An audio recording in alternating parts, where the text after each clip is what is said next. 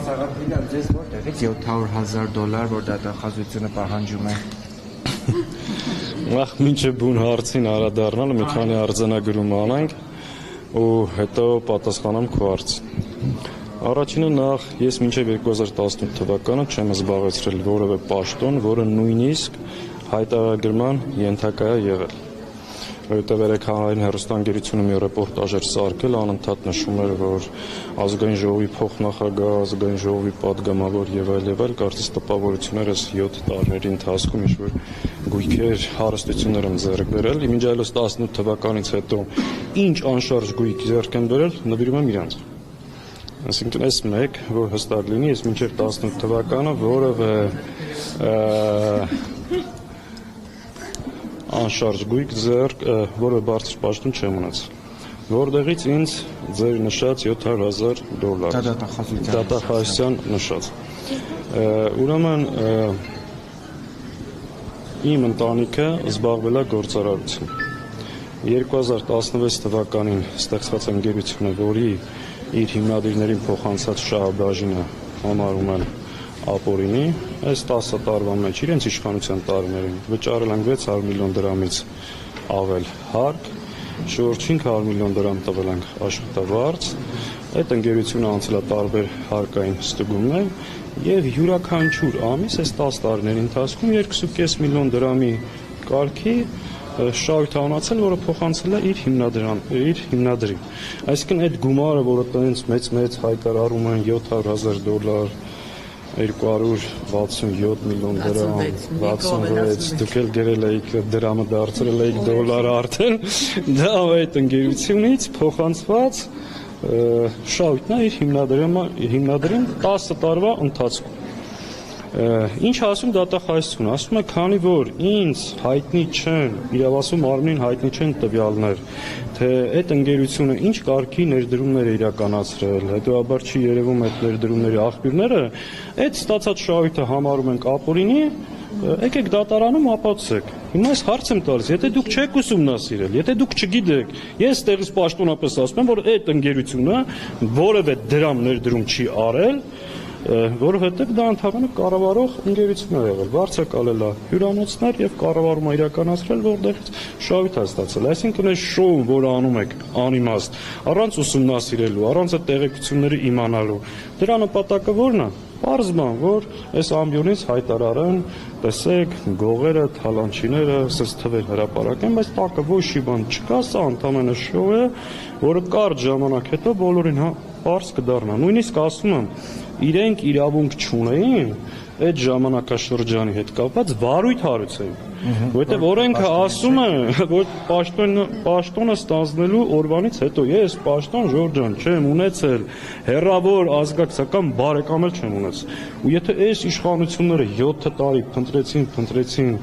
ինձ գտան, որ ես եմ կոռուպցիոները, ինչ ասեմ, մեղք են սրանք։ Այսինքն ճիշտ հասկացանք, Աննա Վարդապետյանին փող չունեք տալու։ Իհարկե չունեմ որևէ մեկին տալու, որովհետև դա ապօրինի չի եւ շատ կարճ ժամանակ հետո, երբ որ ես նույնիսկ դատարանի պահանջ էլի հիմա չունեմ, որ ասեմ, օրինակ այնտեղ գրած է 3 անշարժ գույք Երևանում, ես 3 անշարժ գույք անկեղծ եմ ասում չունեմ Երևանում։ Հիմա ուզում չէ այնտեղ ասում է 3 անշարժ գույք Երևանում։ Ես Երևանում ունեմ մի հատ բնակարան, մի հատ պարկինգ մեքենայի ավտո կայանատեղի։ Հիմա երրորդը ինչի մասին, անկեղծ չգիտեմ, որ թղթերը ունենամ, հասկանամ։ Կնվիրեք, եթե հայտնաբերեն։ Չէ, ուղղակի դա խնդիր կա, որ նվիրեմ կնվիրի Ալիևին, դա պրոբլեմա, թե չէ։ Այսինքն հաստատ պետության էլ չի մնալու։ Պարոն Սաղաթելյան, այսպես ասում եք 18-ից առաջ չեք ունեցել պաշտոն, բայց հավանաբար դա նաև իրենք գիտակցում են, բայց այսպես ասում եք շոու են անում, ցույց տալու, այսպես նախկինների վայրն։ Իրանք ուսումնասիրությունը այլ ժամկետների մեջ են վերցրել, տեսել են այդտեղից ոչ մի բան գլուխ չեն հանում, չի ստացվում։ Հետո էլի են առաջ են տարի առաջ գնաց հասել են 2008 թիվ։ 2008 թիվը որտեղից է գալիս։ Ես եղել եմ ազգային ժողովի փոխնախագահի օգնական։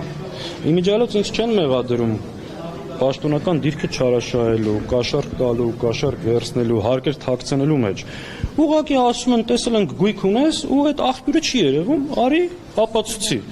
Գործ ուղարկել են դատարան, գնա հերթով սկսի ապացուցել։ Իհարկե ամեն ինչի ձեռքբերման եւ փաստաթղթերը կա, եւ աղբյուրները կա, եւ մնացածը, այստեղ խնդիր չի լինելու։ Խնդիրը շոուն է ու այս տհաճությունը, որ ամբողջ ընտանիքիդ, հարազատներիդ քուր, եղբայր, հարս, կին, հայր, մայր, սաղի ունեցվածքի վրա կալանք են դրել, հաշիվները սառեցրել, sense մի հատ շոու են անում ու մարդկանց կերակրում են, տեսեք, հերթական գողին բացայտող գողնել եք դուք, թալանչինել եք դուք, ու այս դահլիճում նստած ձեր ՔՊԱ-ականները, այսինքն ում հետ եք տարե համեմատում ես։ Այսինքն